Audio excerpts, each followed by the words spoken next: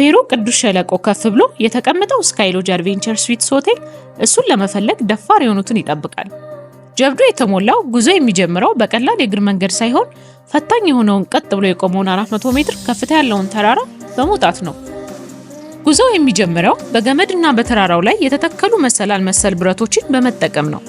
መወጣጫውን በመጠቀም ከምድር ከፍ እያሉ ሲሄዱ ከታች ያለው ዓለም በሚያስደንቅ ሁኔታ ተዘርግቶ ያዩታል። ሆቴሉ ከፍታ ላይ ሲደርሱ ልዩ በሆነ እይታ ስካይ ሎጅ ራሱ ሰላምታ ይሰጥዎታል። ከሸለቆው ወለል በላይ በመቶዎቹ ሜትሮች ከፍታ የተንጠለጠሉ ቤቶች ከተራራው ጋር ተጣብቀዋል። የመስታወት ግድግዳዎቻቸው የተፈጥሮ ታላቅነትን ያሳያሉ። አረፍ እንዳሉም ድካሞውን የሚያስረሳ የመልክዓ ምድር ያልተቋረጠ እይታዎች ያቀርባሉ። ምቹ የሆኑት አልጋዎችና ምቹ የሆነ የመመገቢያ ቦታ ሰላምን በመስጠት መንፈስን ያድሳል። እንዲሁም ከድካሞ ዘና የሚሉበት የግል መታጠቢያ ቤት ያልተጠበቀ የቅንጦት ሁኔታ ያቀርባል። ጎህ ሲቀድ ጀብዱ ይቀጥላል። ይህንን የሰማይ ከፍታ ሆቴል ለመልቀቅ ጊዜው ሲደርስ ወደ ምድር የሚወርዱት መጀመሪያ በወጡበት የብረት መሰላሎች አይደለም። ወደ ታች የሚወርዱት በሸለቆ ላይ የተዘረጋ የብረት ገመድን በመጠቀም ነው። በዛሽ ቀጭን ገመድ አየርን እየቀዘፈ የቦታውን አስደናቂ እይታዎች እያደነቁ ቁልቁል ይወርዳሉ። የፍርሃትና የስኬት የተደባለቀ ስሜት ይሰማዎታል።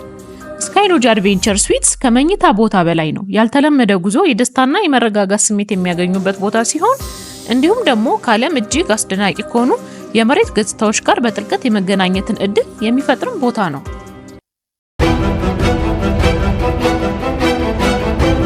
በረዶ ውስጥ ያለ ምሽት ሶርሲኒቫ ኢግሎ ሆቴል አልታ ኖርዌይ በአርክቴክት ዝምታ በአየር ላይ እንደ ውርጭ በተንጠለጠለበት ከበረዶ የተቀረጸና በምናብ የተወለደ ቦታ አለ።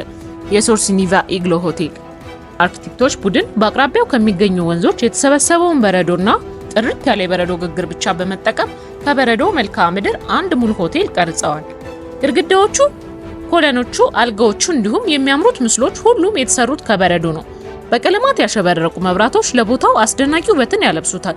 በውስጡ የሙቀት መጠን ቋሚ 5 ዲግሪ ሴልሺየስ ወይም 23 ዲግሪ ፋራናይት ስለሆነ አወቃቀሩን ይጠብቀዋል።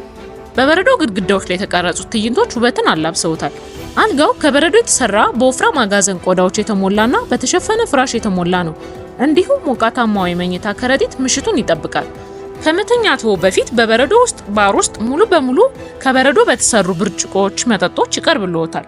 በዚህ ቀዝቃዛ ክፍል ውስጥ ወደ መኝታ ከረጢትዎ ሲገቡ ከራስዎ እስትንፋስ በቀር ምንም ድምጽ የለም። በሚገርም ሁኔታ ሙቀት ይሰማዎታል። በበረዶ የተከበበ ግን በጸጥታ የተጠበቀ ድንቅ ጥበብ። ሶርሲኒቫ ኢግሎ ሆቴል ብቻ አይደለም፣ ይህ ጊዜያዊ ህልም ነው። በእያንዳንዱ ክረምት እንደገና ይገነባል እና በጸደይ ይቀልጣል። ይህ ቦታ ለአርክቴክ እንዲሁም ለሰው ልጅ ምናብ ለተፈጥሮ ክብር ነው። የዛሬው ጉዟችን ይህን ይመስል ነበር። በቀጣይ እስክንገናኝ ሰብስክራይብ፣ ላይክ እና ሼር በማድረግ የቻናሉ ቤተሰብ ይሁኑ። መልካም ጊዜ።